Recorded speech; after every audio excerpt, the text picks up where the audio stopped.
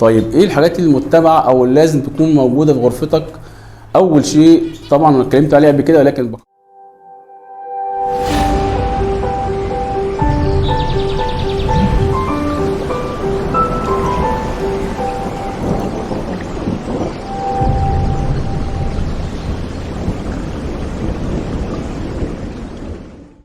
السلام عليكم ورحمة الله وبركاته. ازيكم يا شباب؟ اخباركم ايه؟ يا رب تكونوا بخير وفي احسن حال.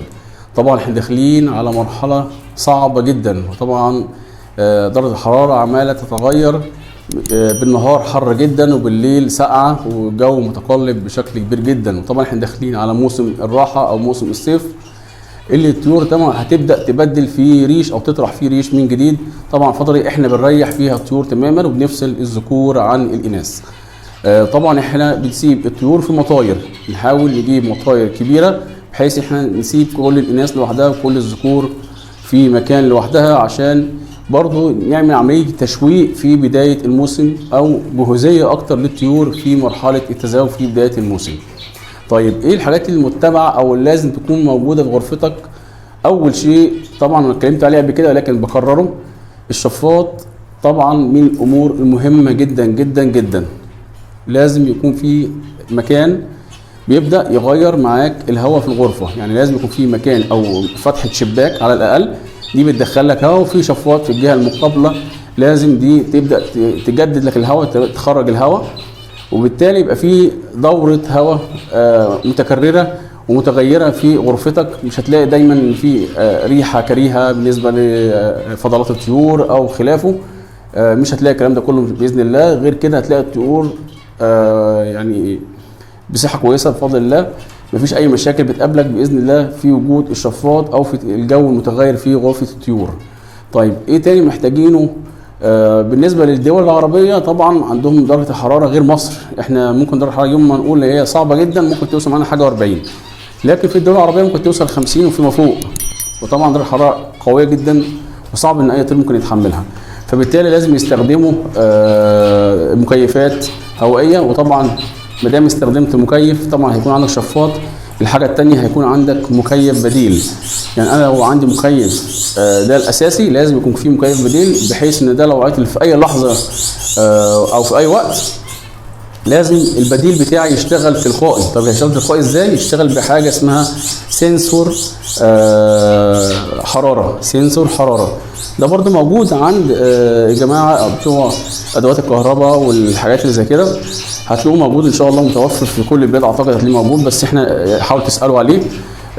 ده طبعا هيفيد معاهم جدا في ان انت لو التكييف ده فصل، التكييف تاني مجرد ما يحس ان درجه الحراره قلت هيبدا يشتغل تلقائي لوحده. فبالتالي يا ريت تحافظ على طيورك طول الفتره بتاعه الصيف ان شاء الله.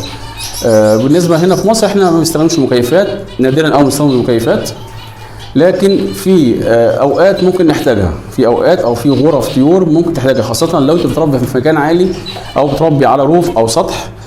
فطبعا درجه الحراره في الصيف بتكون عاليه جدا. انا واحد من الناس بربي يعتبر في دور عالي، ولكن فوق مني في مكان تاني، او في انا فوق حاطط بعض الاشياء كده بحيث ان انا ابدا ان انا اخفف درجه الحراره الموجوده في الغرفه. الحاجه الثانيه اللي ممكن نستخدمها طبعا في عندنا عازل حراري. عازل حراري بيبقى عباره عن ألمونيا مع نوع من انواع الفبر تقريبا، ده ممكن يتفرش على جدران الغرفه بالكامل. ده بيحافظ جدا على درجه الحراره الموجوده في الغرفه، وهيبدا يديك نتيجه ممتازه ويبعد عنك الحراره بشكل كبير جدا. لان طبعا درجه الحراره كل ما عالي كل ما اثرت على الطيور، وتبدا الطيور يحصل لها مشاكل كتير في فتره الصيف. وبالتالي برضه في فصل الشتاء هيكون مفيد جدا او ممتاز جدا بالنسبه لك، ان هو هيبقى محافظ على جوده او درجه حراره الغرفه بالنسبه للطيور عندك. طبعا الامور الثانيه اللي ممكن تستخدمها او لازم تستخدمها، طبعا المسقه البلاستيك، اللي هي المسقه البلاستيك اللي زي كده، دي انا ما بستخدمهاش خالص في الصيف.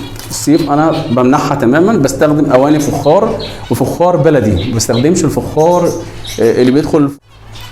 ده بالنسبه للشباب للفخار اللي بيدخل الفرن او اللي بيستخدم في الطاقي، زي ما انتم شايفين كده. شايفين شكله عامل ازاي؟ بيبقى مطلي من جوه بنوع او ماده بتخليه يستحمل درجات الحراره العاليه. طبعا ده ممنوع استخدامه في فتره الصيف نهائي، ممنوع استخدامه بشكل قطعي.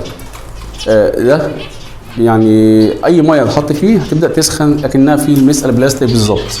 طيب الفخار الثاني او الفخار البلدي، الفخار بتاع الحمام، طواجن الحمام البلدي. طبعا الطاجن ده طاجن قديم عندي شويه، فطبعا شكله يعني مبهدل شويه، لكن ده طاجن تستخدمه مفيش منه اي قلق خالص. طبعا في مسام، ده مبقاش فيه اي حاجه مطليه، بيبقى فخار عباره عن نوع من انواع الطن اللي هو الفخار، بيعملوه من الفخار البلدي او القلل البلدي. القلل اللي هي الاواني اللي بنشرب منها احنا من زمان، يعني كان في عندنا حاجات بنشرب منها حاجه اسمها قله. القله المصري دي حاجه مشهوره جدا، عباره عن ازازه ولكن مصنوعه من الفخار، بتحافظ على درجه حراره الميه بسبب ان هي فيها مسام بنفس الشكل. بيبقى فيه مسام خفيفه كده، الميه تخرج بيبقى تنشع من بره هنا كده، تحافظ على درجه الحراره بتاعت الميه طول فتره الحراره اللي موجوده. يعني مهما كان الجو حر هتلاقي الميه اللي جوه رطبه جدا، ما فيهاش اي حراره خالص او سخونيه. فبالتالي الفخار او الاواني الفخار هتحافظ على الطيور بشكل كبير، خلاف المسق البلاستيك. طبعا دي في الصيف حاجه قاتله. ليه؟ لان البلاستيك هنا لما الجو بيبقى فيه درجه حراره عاليه يبدا الميه تسخن بشكل كبير جدا، يبدا الطير عايز يبدا يشرب من الميه وهي طبعا سخنه، درجه حرارته الجسم بتعلى طبعا، فبالتالي الطير بيحصل على الاسف نفوق في بعض الطيور. وطبعا ده حصل معانا شخصيا في سنه من السنين، والحمد لله رب العالمين. كانت ظروف يعني خارجه عن اراده الواحد ان هو يكون متواجد في اليوم ده مع الطيور، فربنا يعني سامحنا على الموضوع، بس فعلا كان حاجه خارجه عن الاراده جدا جدا جدا. فاتمنى ان شاء الله انكم تكونوا استفدتوا من الفيديو، وباذن الله فيما بعد هيكون في حلقات تانية اقوى بكتير باذن الله. اعتقد احنا كده ما نسيناش حاجه عن فتره الصيف. هنعزل زي ما قلنا، هنعزل الطيور الذكور والاناث، هنستخدم الاواني الفخار، هنحاول نامن الغرفه بتاعتنا قدر الامكان بالشفاط وبالمكيفات الهوائيه بالنسبه للدول العربيه، وهنستخدم الحراري ده هتفرده على الاسقف وعلى الحوائط الجانبيه كلها. ده هيمنع عندك الحراره تماما ان شاء الله، وهيحافظ قدر الامكان على درجه حراره الغرفه عندك بشكل كبير جدا. والتوفيق ان شاء الله للجميع. السلام عليكم ورحمه الله.